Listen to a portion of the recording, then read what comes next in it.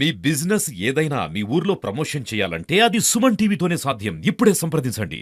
వాళ్ళుగా చెప్పే ప్రయత్నం చేసి ఆయన అధికారంలోకి వచ్చాడు.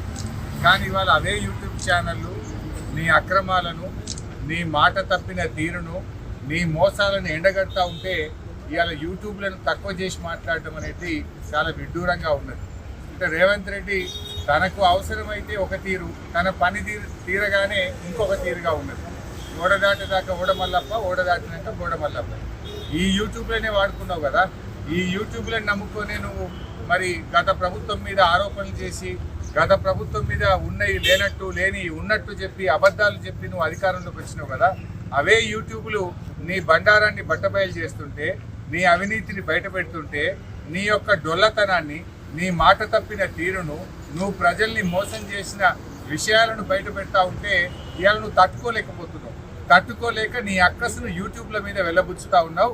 ఇవాళ ప్రజలకు అర్థమైపోయింది, ఇవే యూట్యూబ్ ఛానల్ బిడ్డ నిన్ను గద్దె దించడానికి రాష్ట్రంలోని యూట్యూబ్ ఛానళ్ళన్నీ ఒక్కటైతే నీ బండారాన్ని బయట పెడతారు. ఖచ్చితంగా నీకు తగిన శాస్తి ఈ యూట్యూబ్ ఛానళ్ళే చేస్తాయి.